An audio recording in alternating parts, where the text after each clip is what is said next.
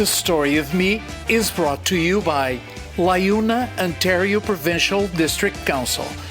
LiUNA, feel the power.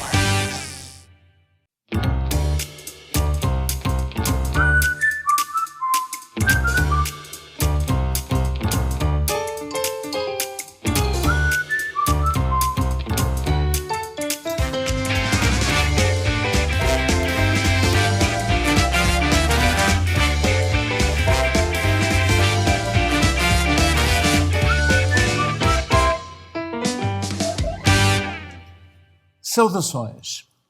A nossa convidada de hoje diz orgulhar-se de ser canadiana, mãe de 3 filhos e empreendedora de sucesso. Tudo verdade, mas também é certo que ela é muito mais do que isso. Nós vamos saudar a nossa convidada de hoje, Ângela Mesquita. Olá, Bill, como vai? Eu estou ótimo. Muito obrigada pela oportunidade, tá, de participar aqui do seu programa. Eu é que agradeço. Eu estou muito satisfeito por estar aqui consigo. Muito obrigado por ter vindo. Obrigada eu. Nós geralmente começamos com as origens. E a Ângela nasceu em Governador Valadares, estado de Minas Gerais. Confesso que nunca ouvi falar desta terra. Então, se eu te disser exatamente onde eu nasci, aí é que você vai ficar mais perdido. Como é que é? Na realidade, eu nasci numa vila muito pequenininha chamada Vila Matias. É Vila Matias. Porém, Vila Matias era distrito de Governador Valadares, okay. Que é uma grande cidade. Okay. Então, nos meus documentos, todos mostram que eu nasci em Governador Valadares, mas na realidade eu sou mais da roça, sabe? Eu sou bem lá da vila. E que vila era esta? É uma cidade pequenininha, né? E aí eles chamam de vila. Hoje nem tanto mais, mas a cidade já se emancipou, mas nessa altura era distrito de Governador Valadares. Muito bem. O seu pai trabalhava num talho, num açougue, cortador de carne. Sim, obviamente. Sim. O Brasil tem muitas carnes, muitos tipos de cortes de carne. Cortes especiais, né? Cortes especiais. E os brasileiros trouxeram para o Canadá a picanha, que é um corte especial.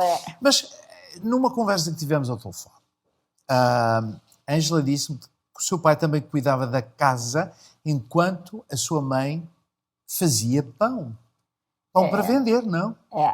Eu venho de uma família muito trabalhadeira mesmo. E a minha mãe, ela fazia quitandas, né? Era bolachas, rosca, pães.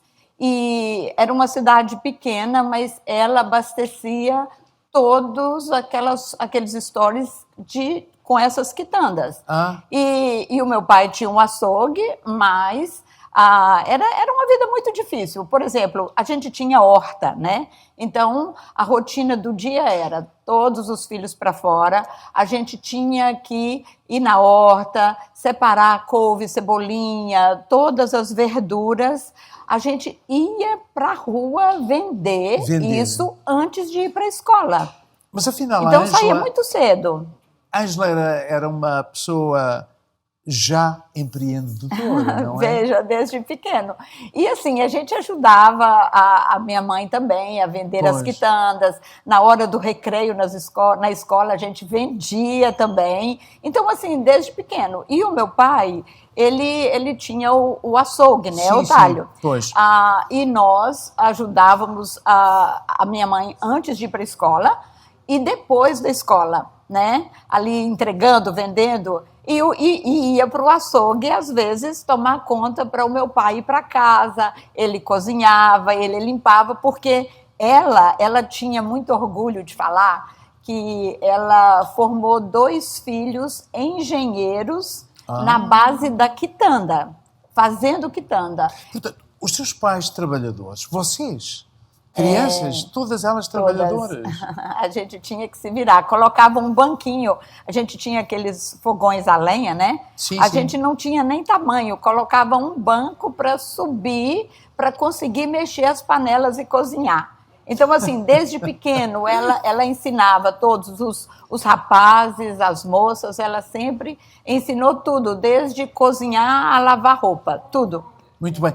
A sua família era relativamente numerosa. 9 irmãos, 9 irmãos. 4 raparigas e 5 rapazes. Sim. A Ângela figura como mais Eu velha, sou a mais... última das mulheres, mas abaixo de mim ainda teve 2 rapazes. Então é do meio, como se costuma mais dizer. ou menos. Estou mais para a rapa do tacho, né? Mas... Em conversa que tivemos anteriormente, disse-me também, em relação à sua mãe, que a Ângela era a menina dos olhos dela. E até, às vezes, os irmãos ficavam um nadinho ciumentos. Sim. Tinham um bom relacionamento com a sua mãe, não é? Sim, o nosso relacionamento era assim, sabe aquela coisa de alma, sabe? E sabe que até hoje, eu gosto de dizer isso, até hoje eu sinto ela presente, eu sinto o cheiro da pele dela, porque a gente tinha um costume, às vezes à noite, sentava assim no sofá, eu sentava do lado dela e ficava alisando aquela pelanquinha assim debaixo do braço, sabe? E cheirando aquilo. Era aquele hábito. E ela, ei menina, para com isso, para com isso. Mas eu adorava aquele cheiro da pele dela. E até hoje, assim, com muita saudade, mas também com um carinho e uma gratidão enorme. Eu sinto ela sempre presente. Sempre quando eu tenho dúvidas, quando eu estou em problemas, eu sempre converso com ela, peço que me oriente, que me ajude e sinto o cheiro da pele dela. E quase que faz a pergunta, se minha mãe estivesse viva, como é que ela faria isto? Exatamente. Não sei se faz essa pergunta, mas... Mas... Exatamente. Quando eu vou chamar a atenção de um filho, tentar educar um filho, eu procuro sempre ver a forma que ela usava. Ela era muito enérgica, sabe? Vocês eram almas gêmeas? Talvez, em outras vidas, quem sabe? Eram almas gêmeas. Aos 16 anos, e ainda antes de terminar os estudos, a Ângela começou a trabalhar em lojas de roupas e calçados, loja de concertos de eletrodomésticos. Já fiz de tudo nessa vida. Com 16, com 16. O que acontece? Como é que manejava estudos, trabalho? Como a cidade era muito pequenininha, né? Quando nós atingíamos a 8ª série, já o estudo acabava ali naquela cidade. Então, nós tínhamos que mudar para outra cidade para continuar os estudos. Então, foi tipo um costume que tinha. Os irmãos mais velhos iam sempre levando um para dar aquele suporte. Pois. Para dar o suporte. E eu tive muita sorte de ir morar com o meu irmão Éder, sim. que é o quarto. Não, o terceiro. Eu tive muita sorte de morar com ele antes mesmo dele casar. Tanto que quando ele casou, quando a noiva chegou em casa, já achou uma filha criada lá esperando. E então, quando eu fui trabalhar com ele, aí eu continuei os meus estudos e fiz eletrotécnica, né, do curso técnico, que é o depois do da 8ª série. E aí, como eu fiz eletrotécnica, eu procurei trabalhar numa loja de conserto de eletrodomésticos, exatamente para ir pegando experiência. Mas aí eu vi que aquilo não dava para mim, não era. Aí eu continuei trabalhando em lojas até formar. Aí quando eu formei, eu decidi fazer faculdade de administração de empresa. Exato, eu estou a ver aqui que frequentou a universidade onde se formou.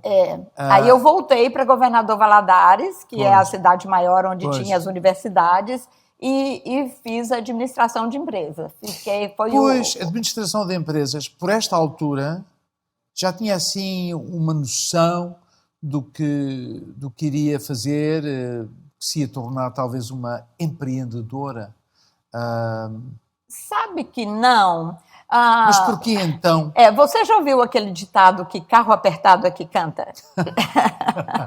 Não tem? O carro, a roda vai rangendo, rangendo, rangendo, então eles falam que carro apertado é que canta, e foi mais ou menos por aí. Eu, na realidade, eu fiz a administração de empresa porque eu já trabalhava em várias áreas e tudo, eu acho que a administração de empresa é uma base, tudo que você vai fazer, ela te ajuda, o curso te ajuda, não é? Aí eu formei, eu trabalhava em uma construtora nesse período. Aí, quando eu terminei, eu fiz um concurso para trabalhar numa companhia de celulose e papel. É uma grande empresa, chama Senibra, é uma empresa nipo-brasileira, né? E aí eu passei no concurso e eu fui ser secretária de departamento. Só que o nosso departamento era departamento de pesquisas. E o meu chefe, uma pessoa que me ajudou muito, o Capitani, o meu chefe, ele vivia viajando exatamente participando de cursos, né, sobre produção de sementes. A gente tinha um laboratório onde fazia a germinação das sementes de pinheiros, de eucalipto e de tudo. Então, o meu chefe vivia viajando e eu, basicamente, ficava tomando conta do departamento. Dele, eu, basicamente, ficava tomando conta do departamento. Daí surgiu, veio essa parte triste na minha vida, que a minha mãe faleceu. Exato. E meio que aí, Valadares, o Brasil ficou pequeno para mim, sabe? Há uma história muito interessante que a Ângela partilhou comigo, que tem a ver com esse patrão de que falou, dessa companhia de papel. A Ângela ficou até 87 com essa companhia, altura em que emigrou para o Canadá. E a história que me contou é muito interessante. Eu gostava de fazer uma referência a ela. Quando decidiu vir para o Canadá, obviamente disse ao seu chefe, emprego terminado, ele não aceitou. Não quis. Ele não aceitou a sua demissão. Ele não aceitou. Dizendo que se ia arrepender e que iria voltar. Exatamente. O que acontece? Quando a minha mãe faleceu, meio que eu perdi o chão. E, na realidade, o Canadá, para mim, foi uma fuga. A gente acha que a gente foge e deixa os problemas para trás. Não é bem assim, né? Eles vão junto. Só que, naquela altura, nessa empresa que eu trabalhava, a gente tinha que viajar 100 quilômetros todos os dias, para ir e para voltar. E nós tínhamos o ônibus da empresa que levava. E esse ônibus passava mesmo ao lado do cemitério. Aquilo para mim era a morte, todo dia, de manhã e de tarde. Então eu falei, não dá, eu não fico mais Começou aqui. Começou a cansar. Eu perdi o chão mesmo. Não dava. E eu decidi sair. O seu patrão não a queria perder? Não. Aí, quando eu disse para ele que eu iria embora e que eu estava dando ali o meu aviso prévio, né, para sair, ele falou, não, eu não aceito. Eu sei muito bem, ele tinha vivido na Austrália. Ele falou, eu sei muito bem o que é a vida de imigrante. Você não vai aguentar. Pelo jeito que você você não vai aguentar. Vamos fazer o seguinte, eu te dou 2, 3 meses de férias, você vai, deixa aí procuração com algum membro da sua família para fazer a rescisão do contrato depois, se você resolver mesmo ficar. Que interessante. Né? Mas, se você decidir voltar, o emprego é seu. É seu. Uau. Então, eu vim sentindo confortável, né? Como se fosse uma tentativa, mas na realidade eu queria fugir. A Ângela diz que o Canadá foi uma fuga. Exatamente. Mas não só por causa do autocarro, das distâncias. Não, mas pela perda da minha mãe mesmo. Pela perda da minha mãe. Como assim? Eu fiquei muito triste, sabe? Eu voltava para casa, ela estava em todos os lugares. Então, a gente teve que mudar de casa, para você ter ideia. A gente chegou a mudar. de tanto que eu senti, de tanto que eu senti. Eu acho que perder um ente querido é muito difícil, né? É muito difícil.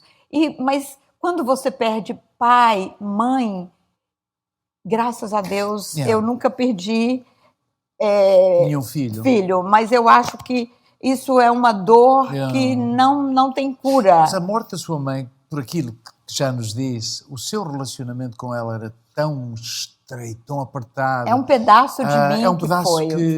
que desaparece. Foi perdemos. Uma ferida que ficou aberta ali. Pois. Então, eu vim, sem saber nem se o Canadá ficava no norte ou no sul. Eu vim. Cheguei. Muita gente não de sabia. mala e cuia e vim embora. Na sua biografia, Ângela diz que desde a sua chegada integrou-se logo na comunidade brasileira. Estamos a falar do bairro Davenport, em Toronto, e nessa biografia diz que enfrentou muitos desafios. Foi muito difícil. Fala-me de alguns desses desafios. Foi muito difícil. Eu acho que o primeiro desafio mesmo é a língua. A falta de inglês. É a língua. O segundo maior que eu acho é exatamente você adaptar ao novo sistema. Veja, eu falo isso, eu não falo com vergonha, eu falo com orgulho. Olha, eu era uma secretária de departamento. Eu ganhava, no Brasil, 52 salários mínimos. Isso era muito dinheiro naquela época. E eu abandonei tudo e vim embora, né? Vim embora e fui trabalhar fazendo limpeza, limpando banheiros.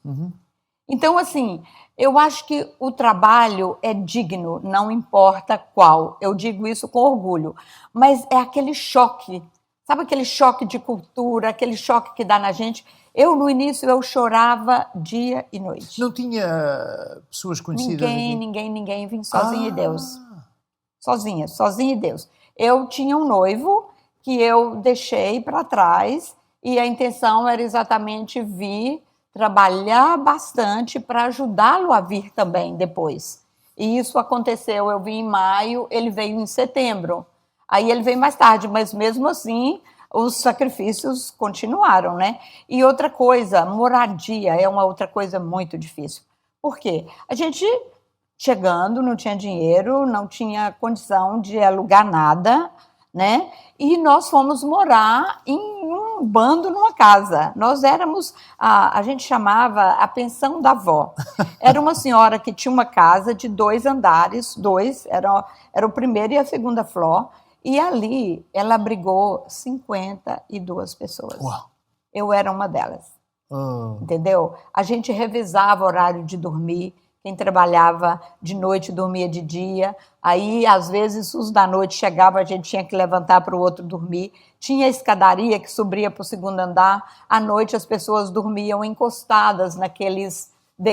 Sentava no degrau, encostava na parede para dormir. Não por muito tempo, né? Eu fiquei ali, talvez, uns 15 dias. Mas aí, nenhum dos trabalhos que eu estava fazendo, eu limpava aquela biblioteca central ali na Yonge. Sim. E nesse trabalho eu conheci uma menina que é super amiga, é uma irmã até hoje, inclusive ela é madrinha da minha filha mais velha. E nós falamos, vamos alugar alguma coisa para a gente, porque o que eu sentia lá, ela sentia onde ela morava.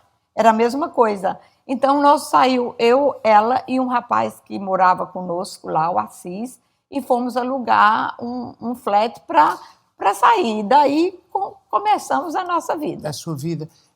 O que é que em si, Ângela, tem que ajudou a superar todas estas dificuldades? Olha, sou muito orgulhosa. E assim, quando eu tomo uma decisão, eu posso até errar, mas eu nunca volto atrás. A minha palavra é uma só. E eu chorava e pensava todos os dias, mas ao mesmo tempo eu pensava, com que cara eu vou chegar lá e falar com o capitão? E você tinha razão. Eu arrependi, estou de volta. E eu falava, eu não vou. Eu voltei ao Brasil 3 anos depois, aí eu já tinha os documentos, e eles fizeram uma festa na Associação Atlética da companhia para que eu né, reencontrasse todo mundo. Foi muito, muito lindo. Aposto que foi. Olha, vamos falar de uma história de sucesso na sua vida, que, pelos vistos, também pode ser um desafio, mas um desafio no bom sentido. Brazilian Remittance, uma companhia de remessa de fundos, que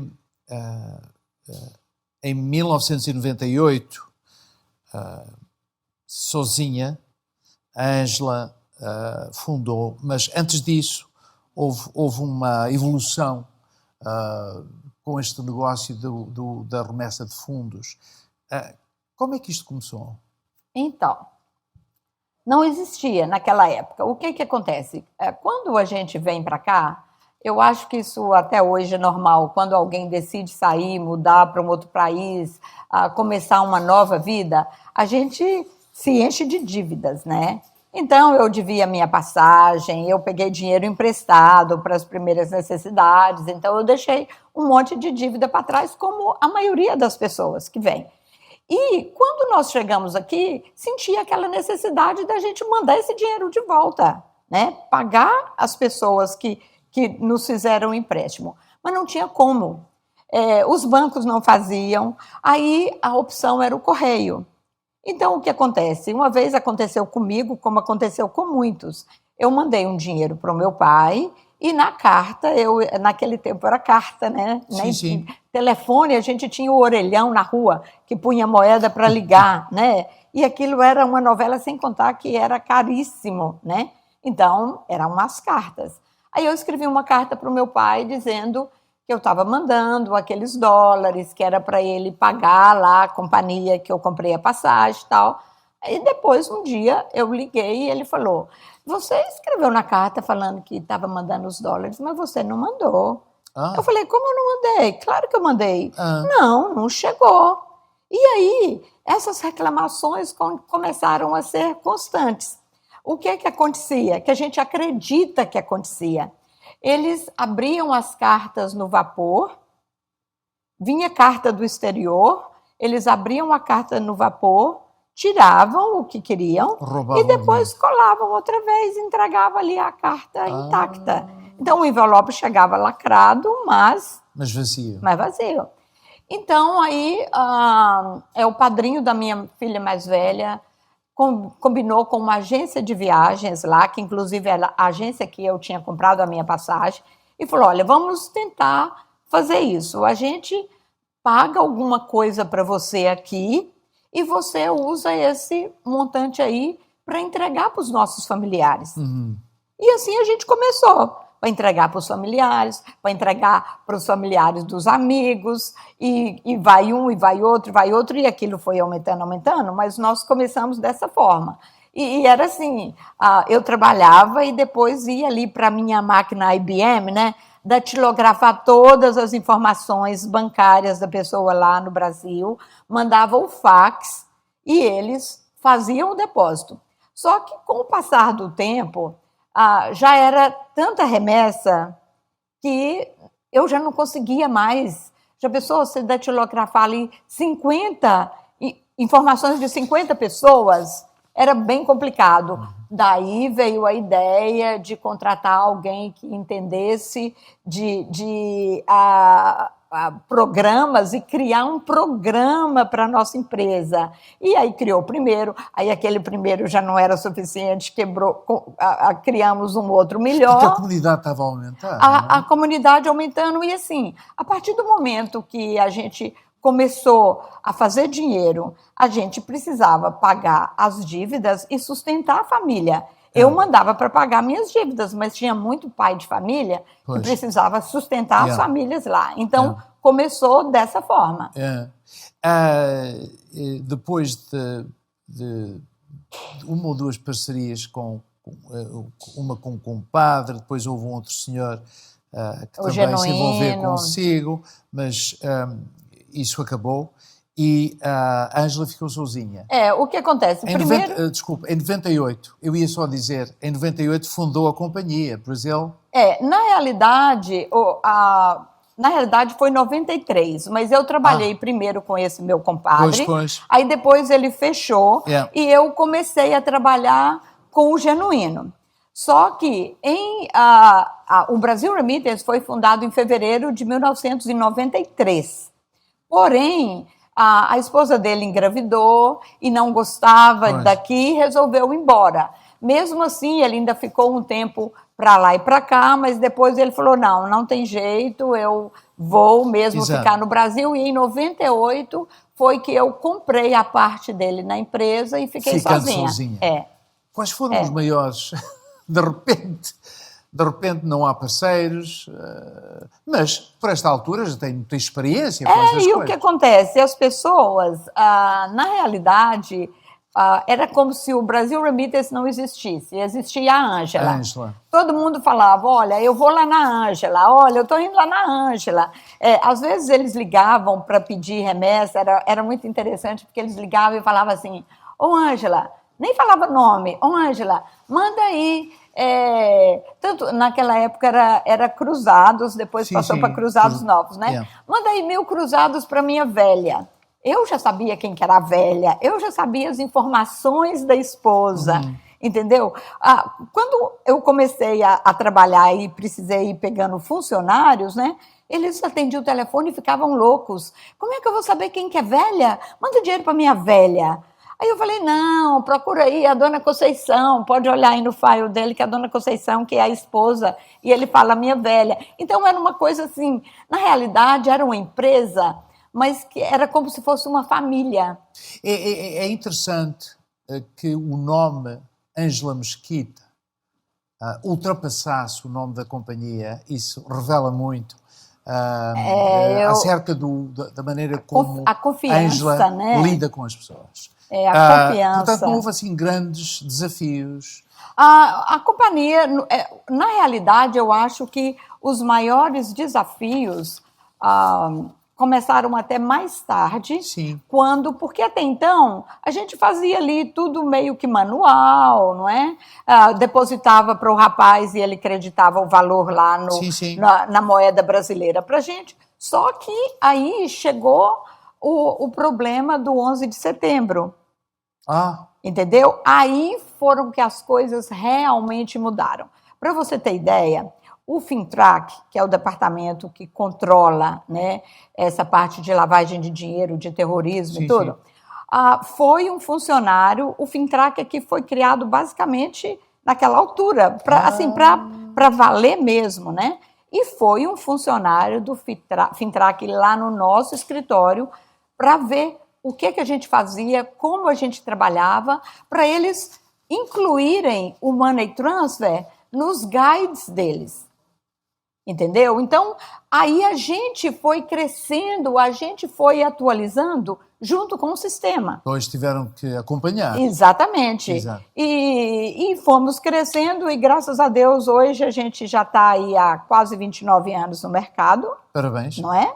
E já temos até a nossa plataforma online. E em breve teremos o aplicativo. Então, vamos andando. Sempre... É para frente que se anda, né? Para frente. Ao longo dos anos, tem usado a sua influência e liderança para ajudar imigrantes na sua adaptação a este país. Tem sido uma das facetas do seu trabalho na comunidade. Pode-me dar 1 ou 2 exemplos de como é que tem conseguido isto? Liderança, eu acho que é uma coisa nata, não é? Se você não tem o dom, você pode fazer curso, você pode tentar, mas você nunca vai conseguir. Essa coisa de liderança parece que veio comigo lá do nascimento. Por quê? Tudo que eu vou fazer é muito interessante, que você chega para mim e fala assim, olha, Ângela, tem uma família ali que a pessoa está doente, a gente precisa fazer um fundraising para ajudar. Você ajuda? Eu falo, claro que eu ajudo. Só que eu começo a trabalhar, quando eu vejo, eu estou na frente. Sou eu que estou fazendo. Eu entrei, é como se eu entrasse assim, de gaiato. Eu já estava ali puxando, é automático. É uma reação automática. Assim, e graças a Deus, eu assim, sou muito abençoada. Graças a Deus, onde tem o meu nome, as pessoas confiam. Quantas pessoas falam, eu queria que você fizesse, porque se você fizer, as pessoas vão ver que é verdadeiro e que esses fundos estão indo para o lugar correto, entendeu? Então, assim, são coisas assim que eu entro para ajudar, mas quando eu vejo eu já estou puxando a fila. Mas é bom isso, é gratificante. Isso ajuda exatamente aquilo que eu estava a dizer. Dessa maneira tem ajudado muita gente a se adaptar e a resolver problemas. Isso, no próprio escritório, a gente, agora em época de pandemia, né, não tem tendo tanto contato físico, então não temos muito, mas lá no escritório nós temos um mural muito grande, sim. Onde ali as pessoas oferecem trabalho, oferecem lugares para alugar, outros procuram, uns procuram emprego, outros oferecem emprego. Então a gente tem aquele mural ali da comunidade e todo mundo coloca o seu anúncio, quem precisa vai lá e busca. Muitos jornais, às vezes, ligam para a gente, olha, a gente tem a área de classificados, vocês têm anúncios aí? A gente vai lá e pega anúncio, manda para os jornais para eles divulgarem. Então, tentamos ajudar da melhor forma. Quantos empregados é que tem? No momento, nós somos 9. 9? É. Eu tenho visto algumas fotografias da Ângela com as suas empregadas, parece uma família, não é? Eu acho assim que para a gente atender bem o cliente, a gente tem que estar bem, não é?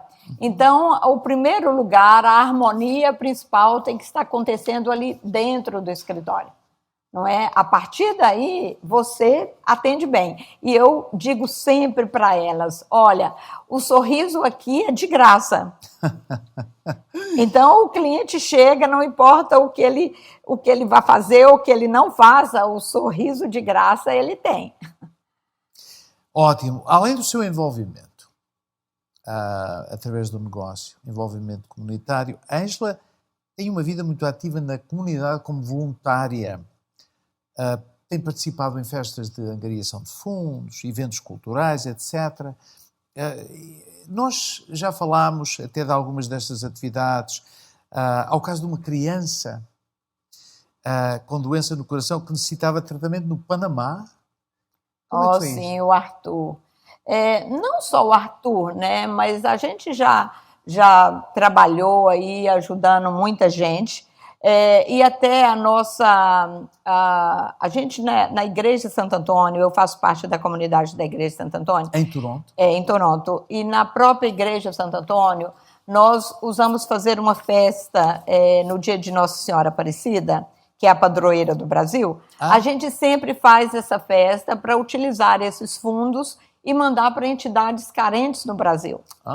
Entendeu? Então, aquela festa é específica para aquilo. Então, nós já mandamos ajuda para 20 entidades, às vezes, em uma festa. E aí a gente corre atrás de cantores, de voluntários para trabalhar. Então, assim, basicamente, a festa é toda feita quase que de voluntários. Até mesmo o que a gente vende lá, a gente pede, né, nas lojas, o talho, precisa fazer carne, precisa fazer torresmo, precisa fazer frango, o talho, a pavão, são companhias que sempre doam as carnes e a gente ganha e revende, por aí vai, né? Agora, teve vários casos de doenças que a gente ajudou muito também, mas o caso do Arthur foi um caso assim, muito especial, porque uma criança, né? Eu acho que todos nós temos direito à vida, não é? A lutar pela vida.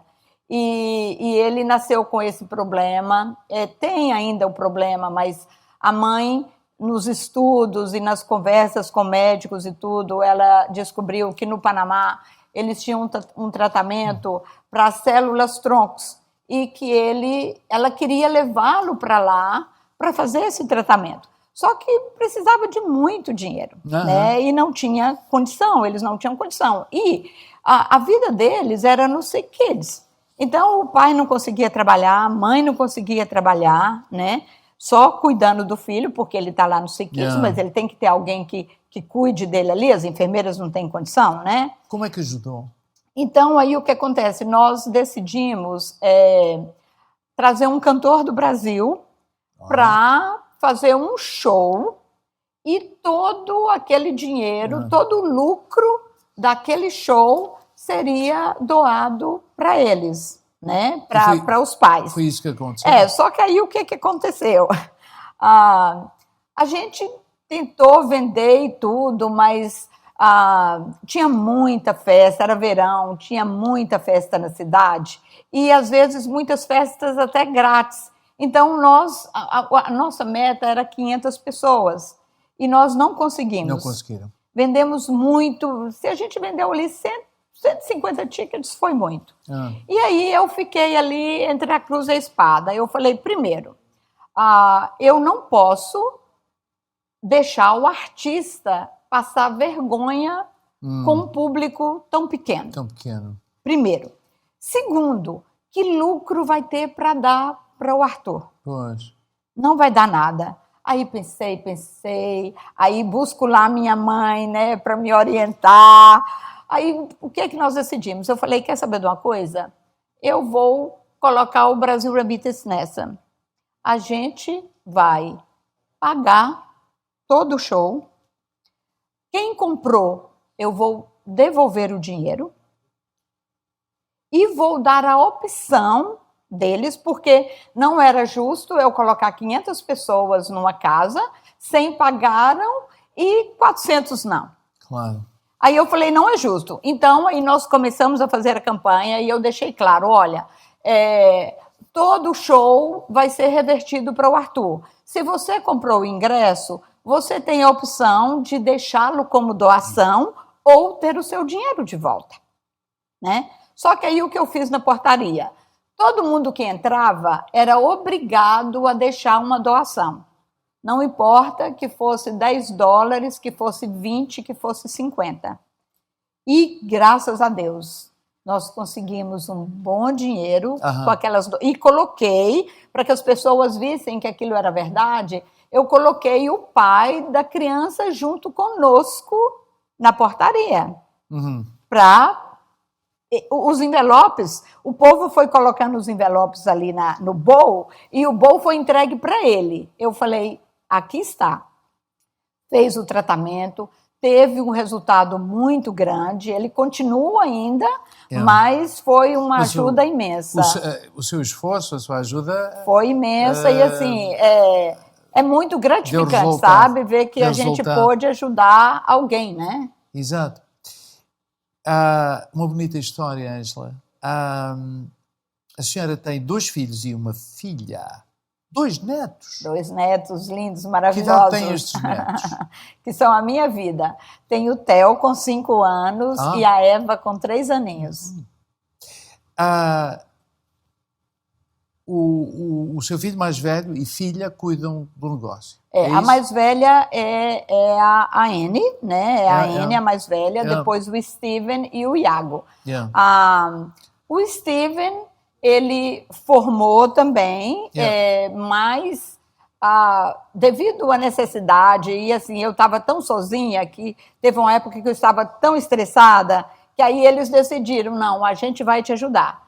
E aí ele trabalha no escritório, né? Ele toma conta lá do escritório físico e a Anne toma conta do site, que é a parte online, né? Além de cuidar da parte toda burocrática e jurídica da companhia. O seu filho mais novo está envolvido no teatro.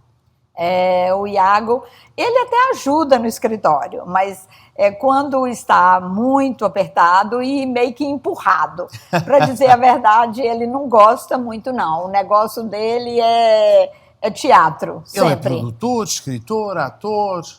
Ele, desde que ele ainda nem estava começando o teatro, quando ele ia aplicar ainda, as professoras sempre falavam com ele, olha, Iago, você tem capacidade Yeah. para ser o que você quiser. Você pode ser um cientista, você pode ser um médico, você pode ser o que quiser. Só que ele falava sempre, ele aplicou só para o teatro. E a professora até ainda ficou brava com ele. Fala, como você aplica para uma faculdade? Você tem que aplicar logo aí para umas 3. Não. Ele é porque eu tenho foco. É o que eu quero e vai E é a ser paixão isso. dele.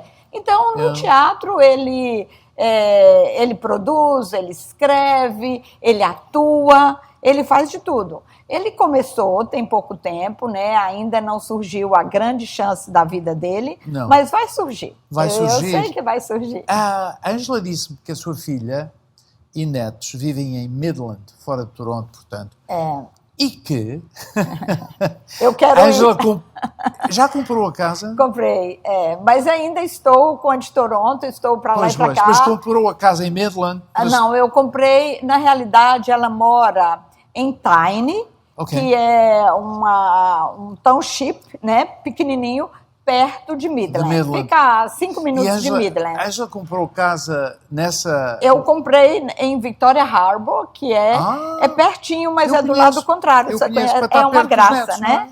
É uma perto dos netos. Então, e aí é bom que quando eu estou lá, eu busco netos na escola. Durante o verão, o Summer Camp é do lado da minha casa, e eu busco no Summer Camp, levo para minha casa, que ficam lindo. Comigo ali. E, por um outro lado, dou uma ajuda para a mãe também, né? Com certeza. Que é muito complicado trabalhar, cuidar de filho, e ainda... Eles moram num terreno imenso, onde tem galinha, cachorro, tudo. Isso tudo dá muito trabalho. Muito bem. Além da família e além da sua vida profissional, a Ângela tem alguns passatempos. Falou-me de caminhadas a pé.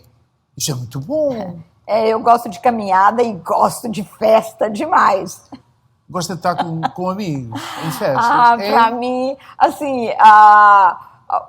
primeiro a minha família, depois a minha turma lá do escritório, que é também uma família, né? Se a gente atingiu o sucesso que nós temos hoje, nós temos que agradecer muito aos nossos funcionários, né? Que sem eles também não seria possível. Eu tenho a Bia, que está comigo lá desde basicamente o início da empresa. Sim, ela sim. fala que ela já faz parte do patrimônio da companhia.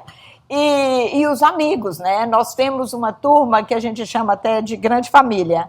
E nós usamos no verão, sempre, pelo menos uma vez, todos os anos, acampar aquela turma toda. Aquilo vai umas 30, 40 pessoas, entendeu? É uma turma grande. E mesmo assim, mesmo nas festas... Isso é um evento anual? A gente sempre faz, a gente está sempre junto, de vez em quando. Mas gostamos do acampamento, né? Acampamento ali bem natureza, né? Pelo menos uma vez no ano. Mas, por outro lado também, tem parte desses grupos que são artistas da comunidade, né? Então, por exemplo, tem a Cibele vai cantar numa festa, então a turma toda vai para lá para apoiar e para divertir, né? Então, assim, às vezes eu falo com a minha filha, eu não sei se eu vou conseguir viver aqui, não. Isso aqui é muito tranquilo, mas eu vou ter sempre o meu canto aqui para o dia que eu quiser agitação, eu venho. Exato, por agora transita entre Toronto e essa Victoria localidade, Harbour. E a Victoria Harbour. Há, assim, planos diferentes para o futuro ou atingiu mais ou menos uma fase em que se sente realizado? Eu não gosto de falar a palavra aposentar, né? Retirement é muito pesado, né? Mas vamos falar assim que a gente vai aproveitar a vida. Até agora eu trabalhei muito. Agora eu acho que está na hora de aproveitar um pouco mais, né? Então eu continuo trabalhando. Eu trabalho de casa todos os dias, né? Agora, com essa pandemia, a gente aprendeu o home office, né? Sim, sim. Fomos obrigados, né, a aprender. Então, eu trabalho de casa, vou lá no escritório, às vezes, 1, 2 vezes por semana, mas a minha pretensão é continuar mesmo ajudando, mas ser um pouco mais avó, estar mais presente na vida dos netos, né? E viajar. Portugal é um país que eu sou apaixonada. Apaixonada. Faz 2 anos que eu não vou por causa da pandemia. Mas antes, todos os anos, eu estava lá na Ilha da Terceira. Muito bem. É. Olha, Ângela, infelizmente chegamos ao fim Oh, desta conversa. Já? Mas é incrível, porque eu tinha tantas outras coisas para falar consigo. Será numa futura ocasião. Claro, com certeza. Um prazer revê-la e muito obrigado por ter vindo. Poxa, o prazer é todo meu, Bill. Muito obrigada. E eu espero... Eu posso deixar uma mensagem para os ouvintes? Pode, então. Eu tive muitas dificuldades na vida, muitas, como a maioria dos imigrantes tem. Então, não desanimem, porque eu estou aqui, eu venci, e você também pode vencer. Não é isso? Eu acho que o sol nasceu para todos, né? Todos nós temos oportunidades, então a gente não pode desistir e tem que agarrá-las, né? Ela surgiu, agarra, lute, tenha fé, foco, Deus na frente e vá atrás. Vamos ficar com esta linda mensagem. Obrigada, Bill. Muito obrigada, Muito tá? obrigado. Prazer imenso estar aqui. Igualmente, obrigado. E nós dizemos obrigado aos nossos telespectadores. Até à próxima. Muito obrigado.